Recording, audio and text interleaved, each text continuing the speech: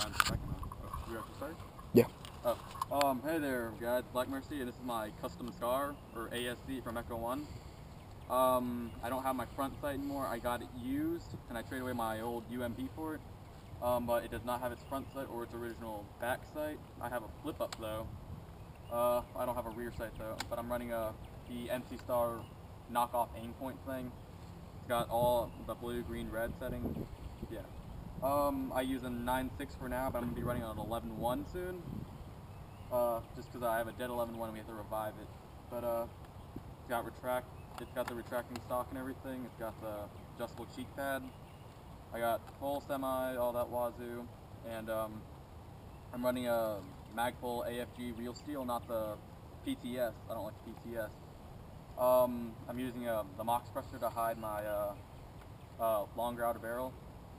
Internally, I had to get a new gearbox because mine broke. I'm just using a G&G one with a G&G cylinder, but I'm using a G&P polycarb piston with half metal teeth and half polycarb. I fully shimmed it. I got Classic Army 13.1 in here, 13.1 gears. I got a Matrix high torque in here, to upgrade the pinion gear eventually. I got G&P ball bearings. What else do I have? I have a new what's it called, cylinder head. I'm just trying to remember what it was.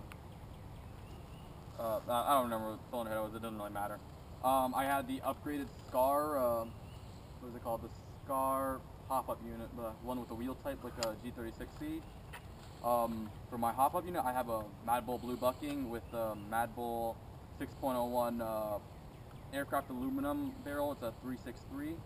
And I'm using the Mox pressure to hide it. On the ASC, the rails that it came with are pretty damn sharp.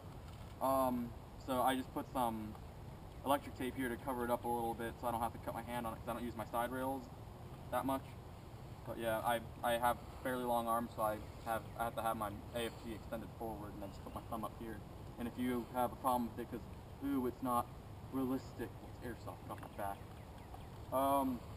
I put electric tape back here for so it doesn't slip if I lean it up against the wall, and it's just comfier on the shoulder. And that's it. So far I've been able to get about more than 180 feet on here with the combination of the blue bucking and the barrel. I also have an H-type nub in here. So yeah, it currently is I took it apart to put in a shorter barrel, but then I went back and I didn't put it in right. So it's kind of double feeding right now, and it's curving up a lot, but it's still pretty dead on accurate. I'm left-handed, so I made a makeshift sling mount for the right side so I can mount on my left side. And yeah, I pretty much adjusted everything to where it should be. So and the screws that I don't have this thing here.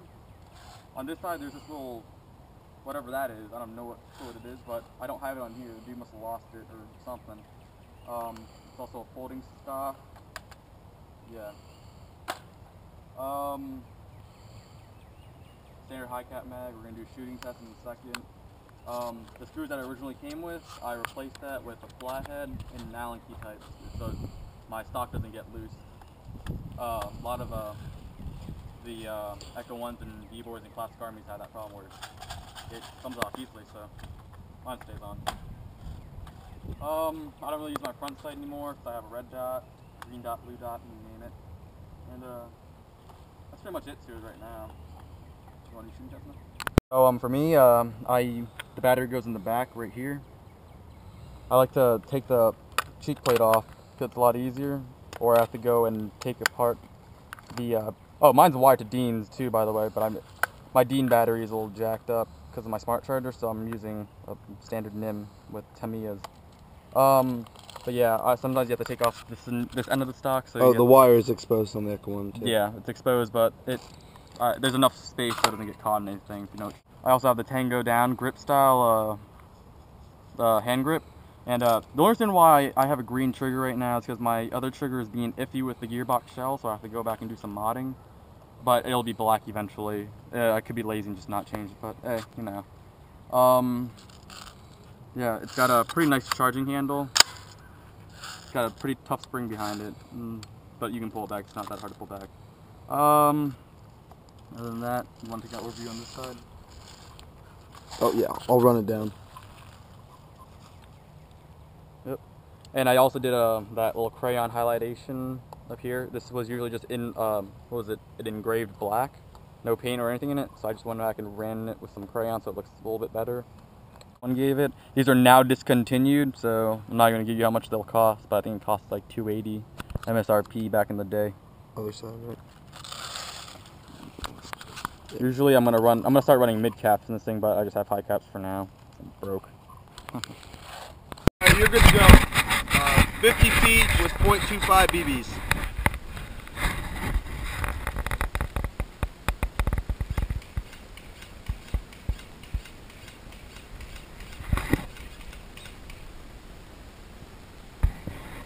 Full auto.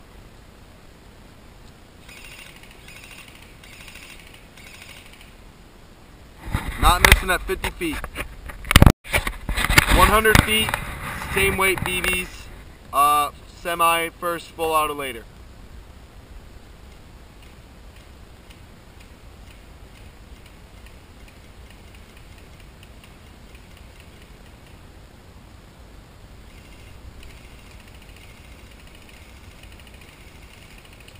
"100 feet, you're not missing. 150 feet, same weight, semi first, then full auto.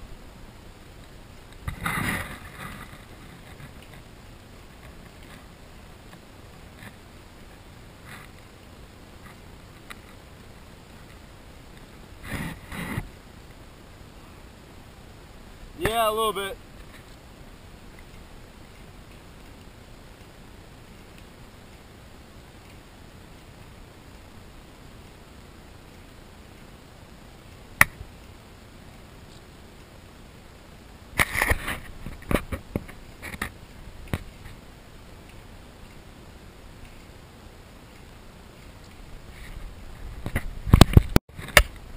Full auto now.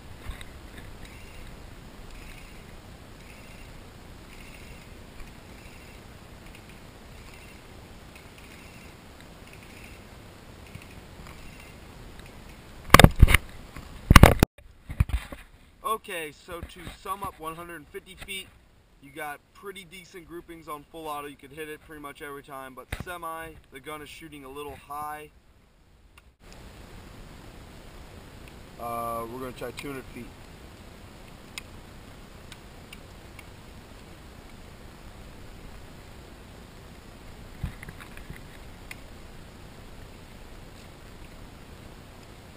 So you can see the BBs are dropping just before the 200-foot marker.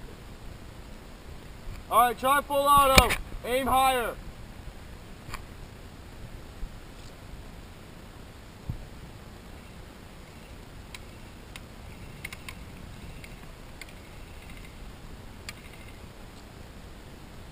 Okay, I think this test perfectly sums up the range. You're pretty accurate up to 150 feet. After that, the BBs drop around 180 feet. So, yeah, in conclusion, I'm not done fixing it. I have to go back and redo my hop-up unit because it keeps curving upwards. I'm getting around 350 FPS out of it, but for 200 feet with 300 feet, I guess that's alright for me. It starts getting inconsistent past 150 feet. But on full auto it's fine, just semi. But I can still nail targets with it. I probably won't go past around probably 170. That's gonna be my max for now until I refix it. But what I might do is I just buy the exact same bucking or a new one or a Prometheus and see what results I get with that. I will try a Reefs one eventually as well and see what results I get. Maybe not though. But yeah, for now it's doing alright. Still beats my expectations. But it's going to go farther. It has to, or it will not be used. It beats my other M4 right now, but so far it's A-okay. Thanks for watching!